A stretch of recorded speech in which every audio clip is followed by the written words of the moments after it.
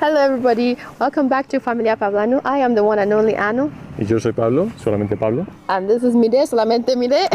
Thank you to all of you who have had patience enough to kind of watch all the way through our How We Met series. So this will be Epilogue. This is it, guys. So I hope you have that popcorn ready. Well, anyways, without further ado, let's begin. Mama Africa, your children are home. So we thank all of our subscribers that have been liking, sharing, and subscribing. We thank you. We appreciate you.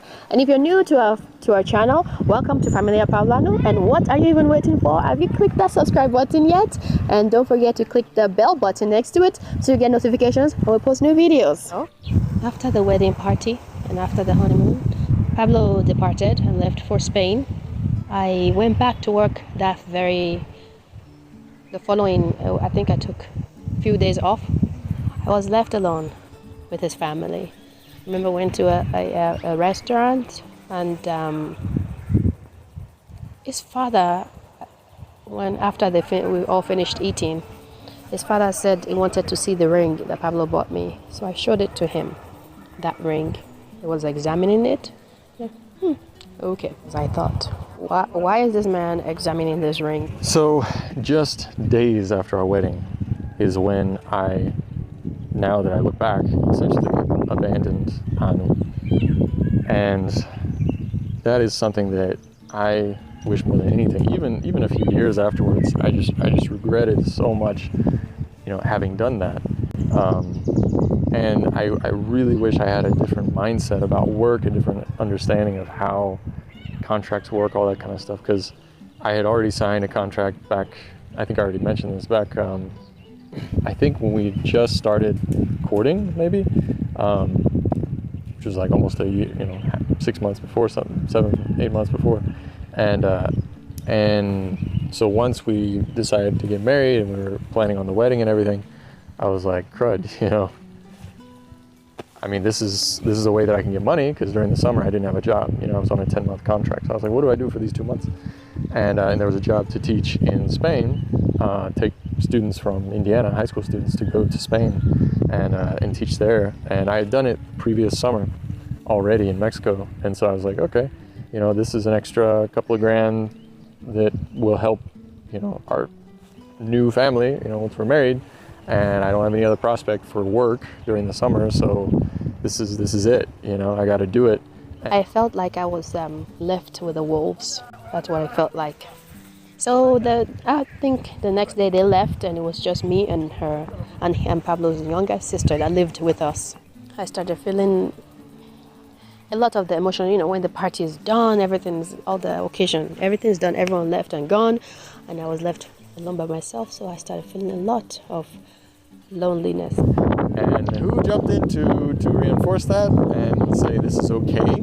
Before we got to the point where we're like, okay, this is too hard, we can't do this, maybe I should stay home and find a job, and got to the point where I'm like, hey, you know what, I don't care, I'll work at any retail, anything, just to stay home.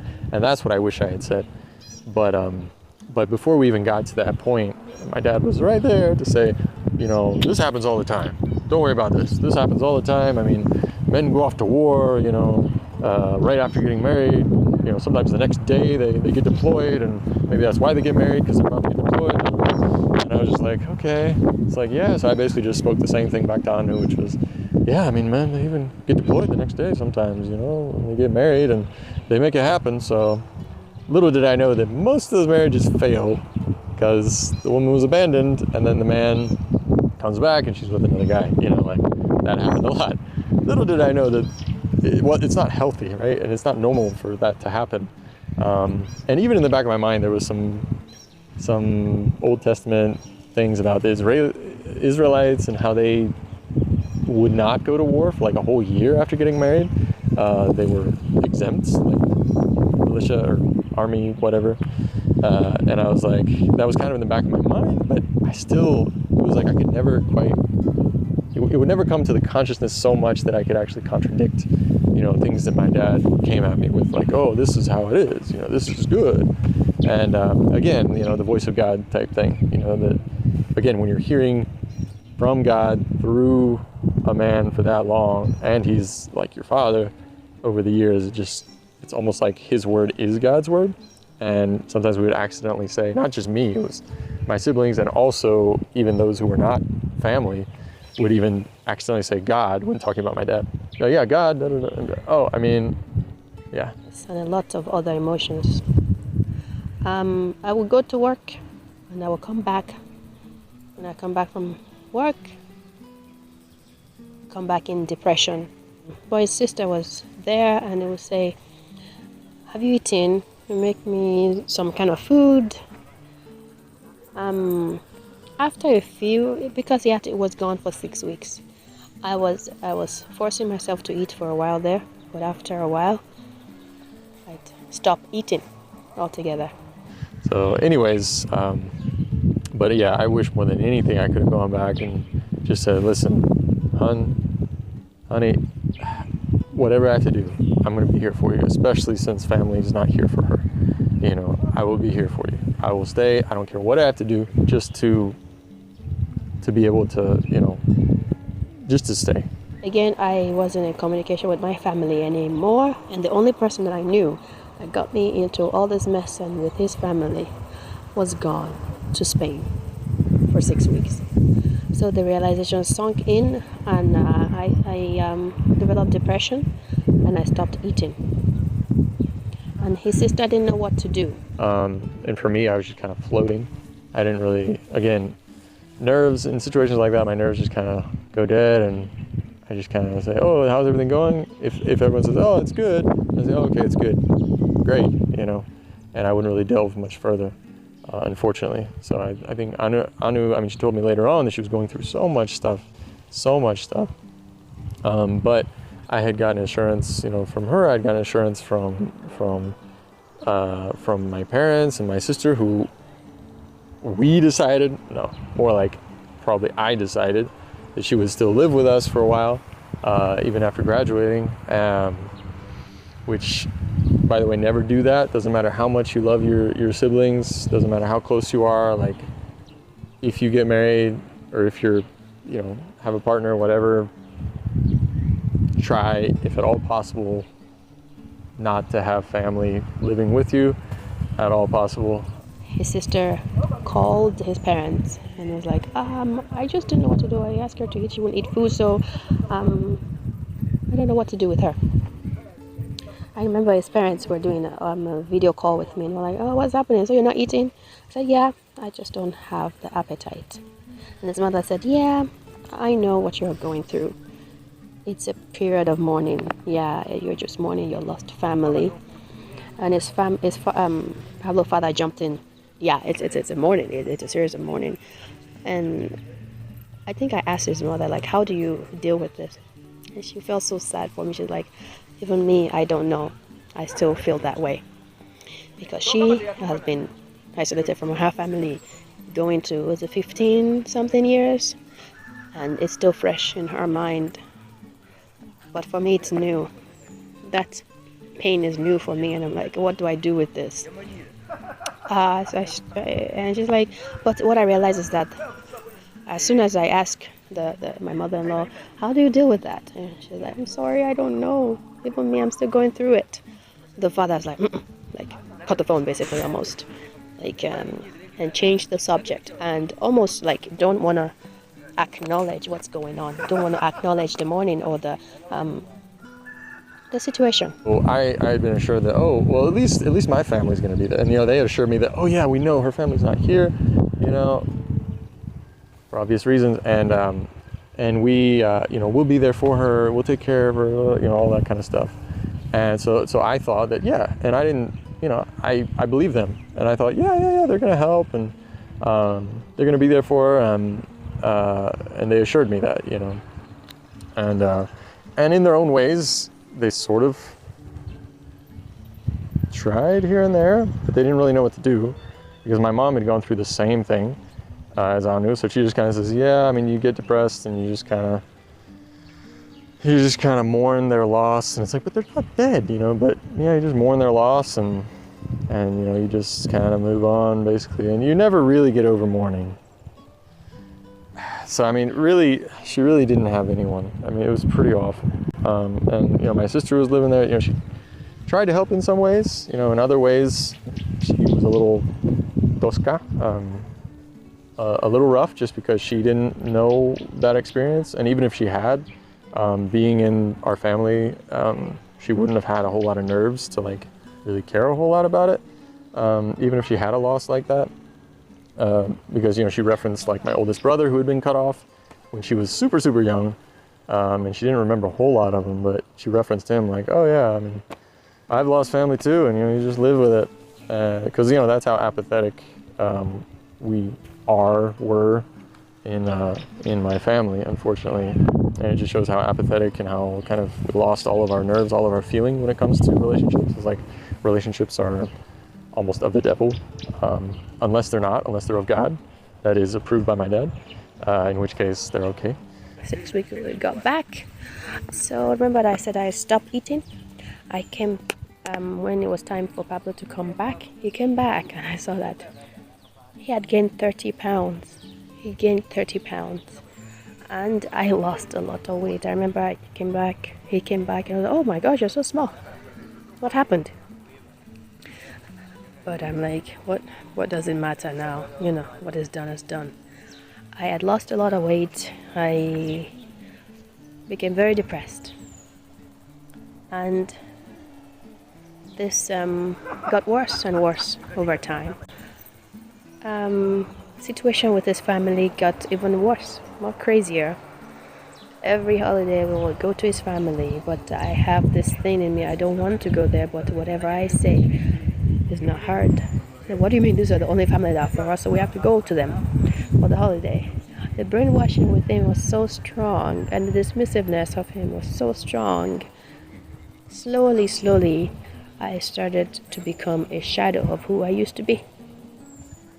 I started to shut down, and I did fight though. I fought the silence. I spoke up, but every speaking up for me there's always an answer for the reason why his reasoning is the best, and we have to go with that reasoning. So basically, our first year of marriage, where we're supposed to do our thing, that was a lie. We didn't do our thing. His father was in it all of the way. Again, I had to go back to my workplace and deal with those people that didn't show up at my wedding. I remember asking them, so why didn't you show up? You told me you were going to show up. And they were like, sorry, you told us to wear a dress and we didn't have a dress to wear. I'm like, but you didn't tell me that. You said you were going to show up and yet you didn't come. You told me you were going to show up. I already have all the seats ready for you guys, but you didn't show up. And so that was that. I had to deal with working with those people that refused to show up and told me they were going to show up. And after that, moving forward, I got pregnant. So I decided after maybe 6 months of pregnancy, I stopped working and stay home raise the babies. And the depression grew more. And I remember having my first child, and my mother wasn't there. I couldn't have contact with my mother, and I broke down. I broke down crying. I cried many, many times, like, wow. How did life become like this for me? And over the years, I gave birth to 4 children, and we were in this cult, and things became worse and worse for me. And they were calling me out every time something happened. It will be preached on that Sunday, and I knew to keep silent after some time, because Pablo will always go and tell the other pastor, and that pastor would tell his father, and they will use it to preach next Sunday. You remember your place. Remember that you are the woman, the weaker vessel. You're not supposed to be doing anyways, to put the woman down. So I know I will be reported, so I learned to not even talk to him about things. I learned to keep it to myself. So it got worse and worse. The love that was supposed to grow died, and gave birth. With each child comes another wave of depression. My parents not able to reach them. I couldn't reach them, and at some point they had to just stop being on on social network, because it was just too much for me. And during those years, I would search my parents are not on social media. I'll search for my sister and my brother. because they're not in contact with me. My sister blocked me, and that just crushed me. I was searching at least to see a photo of them, to see what they're up to, what is their life becoming now. I saw that she had another child. I so cried because I wasn't even there for her. That really hurt me. They were living their life, it seemed. They were doing their own life, and I was just becoming a shadow of who I used to be. Slowly, I stopped taking photos of myself because I don't even want to look in the mirror, because what I saw just made me so sad. I became silent. The father has the dog whistle on all of his children. So not until we started, I think it was when we started switching the foods that we eat into plant-based foods, and I got my strength back. I had a lot of mental faculty back. The depression started lifting, and I saw sunshine, and I saw that, oh gosh, this is beautiful and all that. And I was realizing, oh my goodness, it gave me even more reason to fight, knowing that there is a God out there, and this God is not evil. Because this man is saying that this God, anyone who slander against him, who's saying anything remotely bad against him, it will be struck dead by this God. So basically, God is killing people on his behalf. I was thinking, wait, this God is not that evil. It's not evil at all. So I was seeing what has happened. I was feeling better when we were eating differently, and Pablo was also we're all feeling better. So we're all able to think a little differently. We were thinking differently. And I was the one that got out first. I started questioning this religion thing, and then we have our moment of getting out. Maybe one day we'll do a video on how we got out. Now, a lot of you might be asking, why did you do it? Why did you see all these red flags and just still went for it? Why did your parents warn you? Why did they all tell you not to do it and you still went for it? And I would tell you, let's say, it went back. I went back to when I was growing up. Yeah. And I've always been told that the one with the light skin is better. My sister has lighter skin than I did. People would take 2 looks at her and barely look at me. So I had issues with my skin color, and I thought I blame, why was I born this way? When everyone said the lighter skin is the better one, why was I born this way? I was born like this. There's nothing I can do about it. So I grew up, and also born a female. It seems like there's so many things out there against the female sex, the female gender. Like all this worst thing happening to them. They had in the bottom of everything. The men did everything, and the women are just down there like doormats. So I'm like, why am I born into this world where my skin color is like looked down upon? So we went to America, where they told me I was black, quote unquote black, and I'm like, that's the worst thing you can ever call a human being. Why would you call anyone that? So I went to University of New Orleans, where I had friends. They had crush on me. These guy friends, they're light skinned, and they would tell me, it's not you, it's the color of your skin is too dark for me. And I'm like, okay, I didn't ask to be like this. This is what I was born with. There's nothing I can do about that. So not too long after that, I'm like, you know what, maybe I can do something about that. I started using this lightning cream. I used the lightning cream, guys. I used it. And with the way the Louisiana weather happens, it doesn't work because it's too hot. So the more I use it, the more it damages my skin. It makes me even darker, actually. Anyways, it was so expensive. I didn't have money. I stopped using it, and I went to another state, but that stuck with me, where they told me I was dark, I was too dark. But again, I realized maybe I'm not good for anybody, but at least I'm good enough for me, right? So I kept on going, and I was by that time I was only 18 or 19 years old when that guy said that to me. And I'm moving on, left to Louisiana, moved to Chicago, moved to Indiana. And all of this while, I was learning that no matter what I do, what I try, it's not going to be good enough. It won't be good enough for anybody, but at least it'll be good enough for me. I went to this church. I dated this guy who happened to be gay.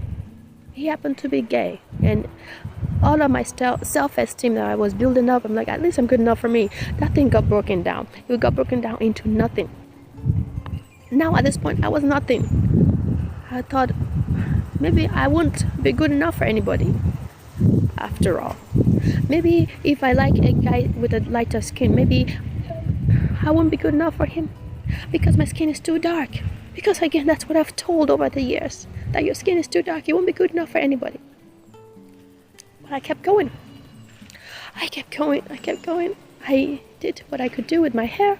I straightened it. I applied chemicals to it. Maybe my hair could at least be sleek. Maybe my hair could be, I could put wigs on it. I would put wigs. I put weave on. That's what I did. Just because I hated not just the skin I was born, the hair I was born in. Moving on, I got to Indiana, and I at this point I was thinking, and this with everything I've seen, no one light skin also would be good. I wouldn't be good enough for them. So when I broke up with that guy who was gay, who was into guys, because again I couldn't compete with that. I wasn't born with that part, you know. By the time I finally met Pablo, and he said he got with his baggage, saying that I wanted to court, and the end is marriage and all that. I'm like, this guy says he fancies me, and I was what is the word? I was impressed with that, like a guy, light skin, fancying me. I'm like, that's good, okay. So whenever I started, all this red flags started showing up, plus all the pressure from my side of the family. At this point, I was 23, 24. I thought I was going to be a virgin for life, because no one will ever be, I wouldn't be good enough for anybody, but again, I'll be good enough for me, and that's okay with me. When he said he wanted to marry me, I was like, hey, he's decent looking, and he said he is interested in me. I got flattered. I was flattered, so I went for it.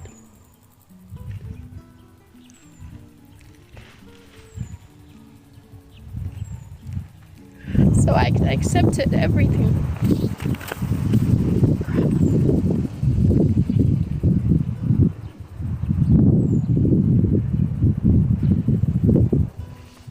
All the red flags and everything, because that's the love I thought I deserved.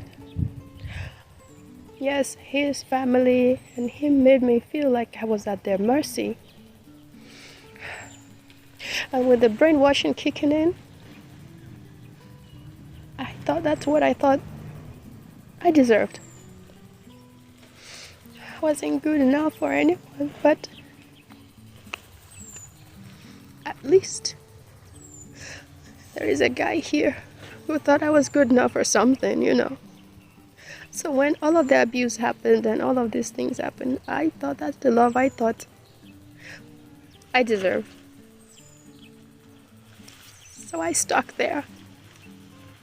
And I knew that my family would say, didn't we warn you? Didn't we tell you so? So I stuck there. Over the years,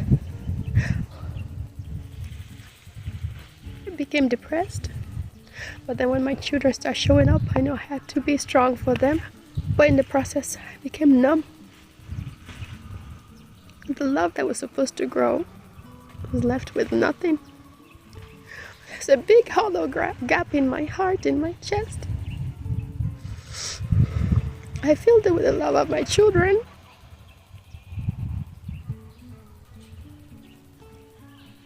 But that environment made me so cold and so numb.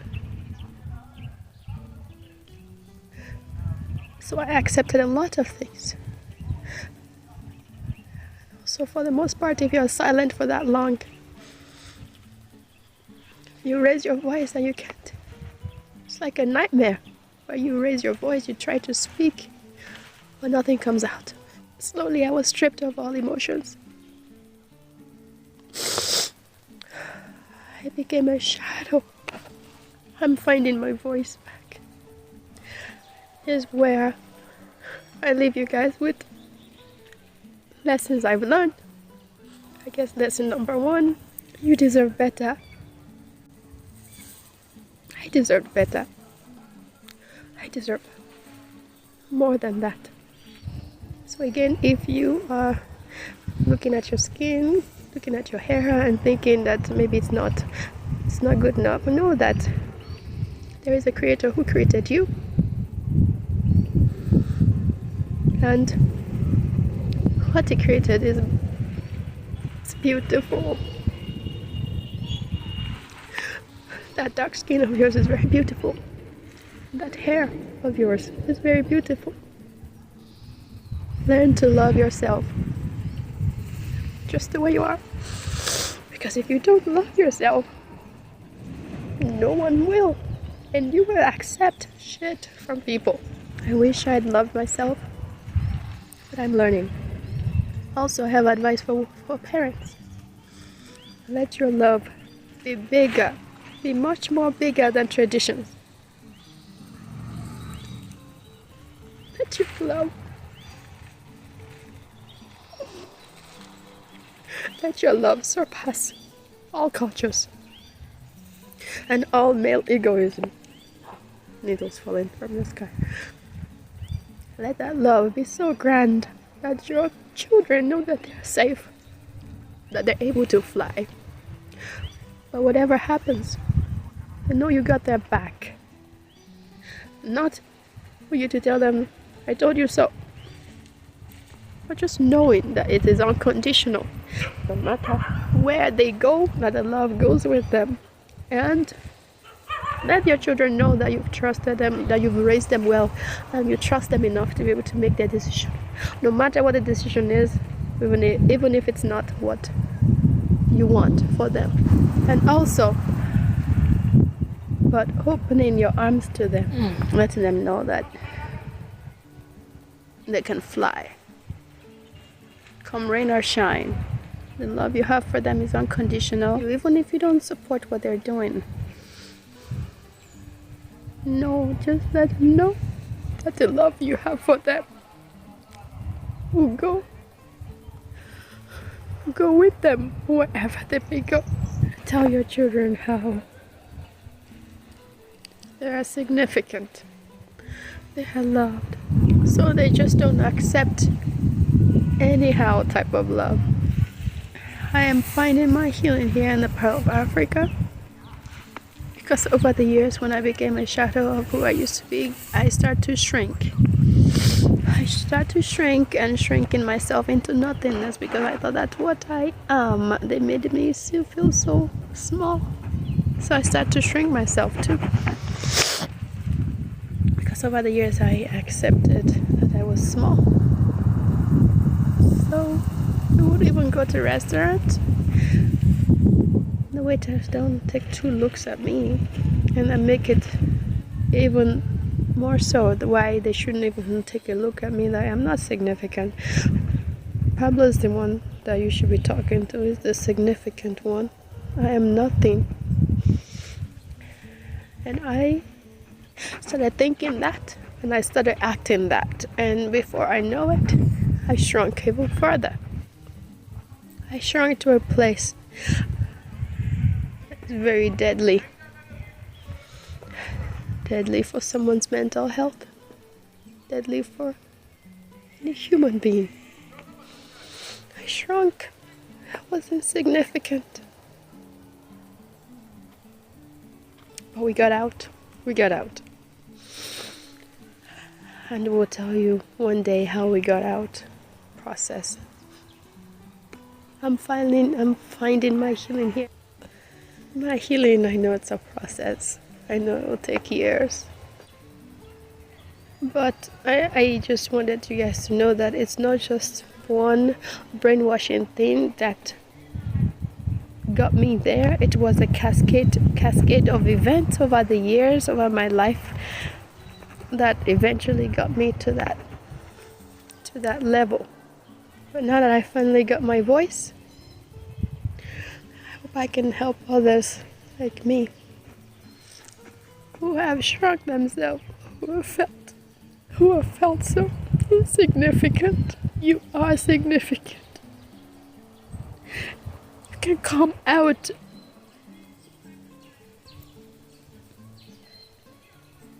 You can come out of the shell that you've put yourself in over the years. You deserve more than that. You are loved. You deserve happiness. You deserve to live your life to the fullest. And I hope my story can inspire you. That you can get out, you can heal, and you can live the rest of your life being the fullest and the best version of yourself. Thank you for watching this, and thank you for hearing my story and following this story all the way. We have 5 beautiful children now, and we are in our healing process. We are healing in the Pearl of Africa. We have our lives ahead of us. Keep following our story. Come along with us, and we share our other stories with you. Thank you, and until next time. See you later.